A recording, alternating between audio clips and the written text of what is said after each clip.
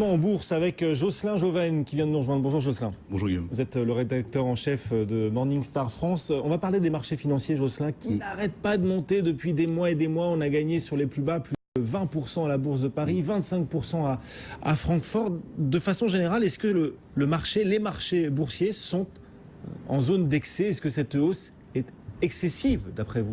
Ouais.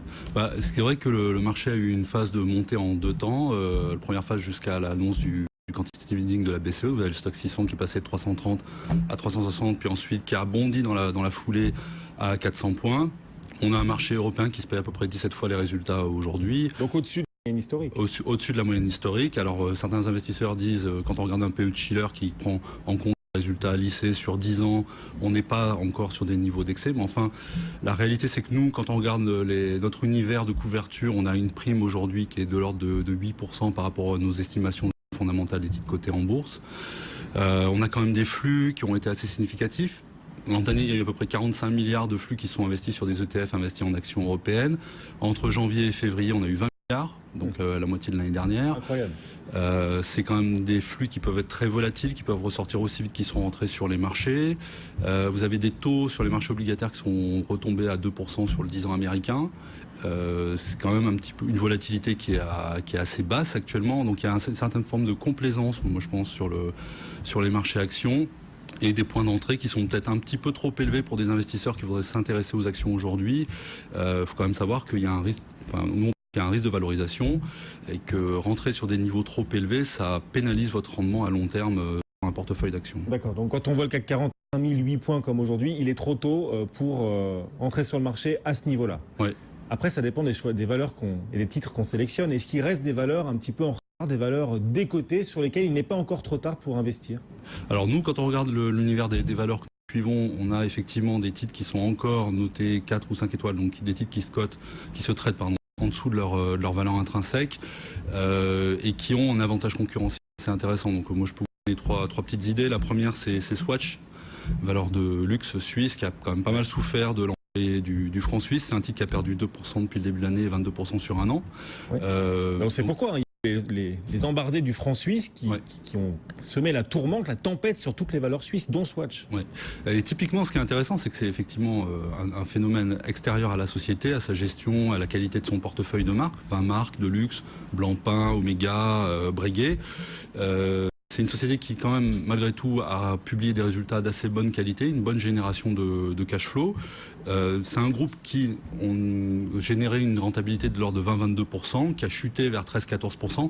Mais nous, ce qu'on pense, c'est que cette rentabilité va se redresser au fil du temps et que ce redressement des résultats à terme n'est pas intégré dans le cours de bourse. On a une fair value qui est à 565 francs actuellement. Ah oui, d'accord. Donc voilà, un bon écart, un beau potentiel. L'objectif de cours, on va dire, à 565 francs suisses. 435, ça fait un potentiel de hausse important sur Swatch. Ouais, voilà. Première valeur décotée que vous conseillez, sur laquelle vous estimez qu'il n'est pas trop tard pour investir. Une deuxième? Oui, alors Elekta, là on va en Suède. Elekta.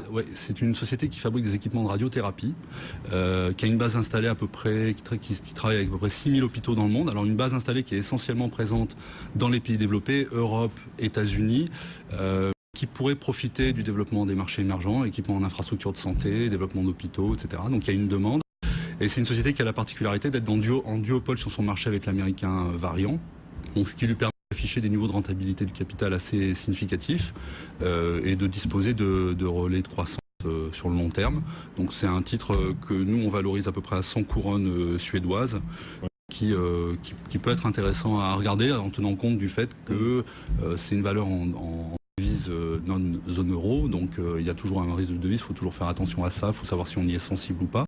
Mais ça peut être un titre intéressant. Elekta, E-L-E-K-T-A, pour ceux qui voudraient investir sur cette valeur. Vous disiez la fair value, la juste valorisation, ce serait 100 €, on est sous les 80. 100 couronnes. 100 couronnes, pardon, on est en couronne. On est sous les 80. On est à 79 couronnes 0,5 en ce moment. Allez, une dernière valeur pour ceux qui souhaiteraient investir sur le marché et les investisseurs à l'affût de valeurs encore décotées, encore en retard. Ouais.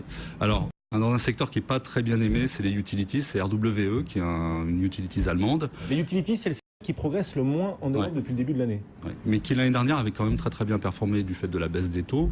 Nous, ce qu'on pense, c'est que c'est un titre qui peut être quand même assez risqué, donc il faut faire attention quand on s'expose à ce type de valeur.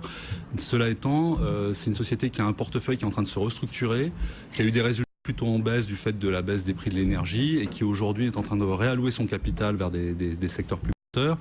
Et c'est un titre qu'on valorise 41 € par action. Les résultats ont été relativement raisonnables, en ligne avec les attentes de Morningstar. Et c'est un titre qui cote aujourd'hui plutôt 23 à 24 €. Donc c'est un potentiel intéressant sur une société qui est en restructuration. RWE, là vous êtes en train de nous conseiller des valeurs décotées. Sauf que la plupart des gérants qu'on interroge nous disent non, n'achetez pas les valeurs décotées, parce que si elles sont décotées, si elles sont en retard dans ce mouvement de hausse des marchés, c'est qu'il y a une raison, c'est qu'il y a un loup. Il ne faut pas hésiter à continuer d'acheter les valeurs qui ont déjà progressé, quitte à acheter même des valeurs à leur plus haut historique. Est-ce que vous pouvez souscrire à ce propos également ou pas?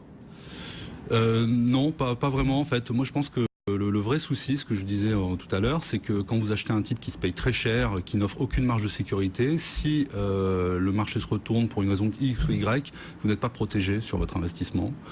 Si la société annonce de mauvaises nouvelles, vous n'avez pas de marge de sécurité qui vous protège de ces mauvaises nouvelles. Donc pour le long terme, ça peut être effectivement d'avoir du L'Oréal, mais rentrer du L'Oréal dans un portefeuille à 170 €, ça me semble un petit peu excessif. Et à part les valeurs décotées, pour nos auditeurs, nos téléspectateurs qui ne seraient pas forcément fans de ces valeurs décotées, en se disant, bon, si elles sont décotées, c'est qu'il y a un loup, quelles autres valeurs peut-on aujourd'hui, compte tenu des niveaux de marché, leur conseiller?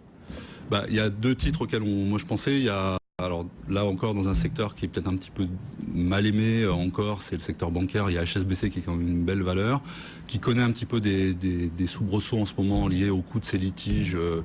Et par exemple à l'affaire d'évasion fiscale de son PDG, mais enfin c'est quand même une société qui est là, c'est la cinquième, fait partie des 5 plus grosses banques au niveau mondial, qui est présente partout, qui dispose de relais de croissance dans les pays émergents là encore.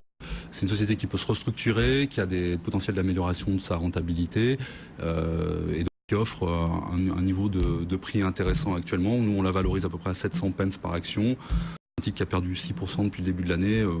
Il n'y a pas un risque démesuré en dehors de l'aspect litige à court terme. Ce qu'il faut voir sur le long terme, c'est que c'est une entreprise qui va générer du capital, qui va en générer peut-être plus que ce que lui demande le régulateur et qui pourra atteindre une rentabilité des fonds propres de 10% par an, qui n'est pas excessif, qui me semble relativement raisonnable. Donc HSBC, une valeur que vous venez d'intégrer parmi vos valeurs favorites? Oui, tout à fait. Qui vient de faire son entrée dans la pick list. Valeur bancaire, ce secteur bancaire qui lui est un petit peu à la traîne. On peut expliquer d'ailleurs ce petit retard du secteur bancaire là, malgré la hausse des marchés. Le QI, dont tout le monde nous disait que ça profitera au secteur bancaire, c'est l'un des secteurs qui performe le moins depuis le début de l'année. Mais je pense que c'est lié à cette problématique de manque de visibilité sur la pérennité des résultats des banques en général. Le fait qu'on est dans un environnement de taux très bas qui pèse sur les marges d'intérêt des sociétés, qui sont quand même le principal driver de leur rentabilité sur longue période. Et puis il y a eu tout le phénomène réglementaire qui a pesé, qui a obligé les banques à réduire leurs coûts, réduire leurs équipes. D'ailleurs, ça pose des problèmes pour certains gérants pour trouver la liquidité sur les marchés, puisqu'il y a des tas d'équipes qui sont en train de disparaître sur des classes d'actifs comme le haut rendement ou le crédit. Donc voilà, il y a un phénomène de restructuration, de retrouver des fondamentaux plus sereins et plus stables.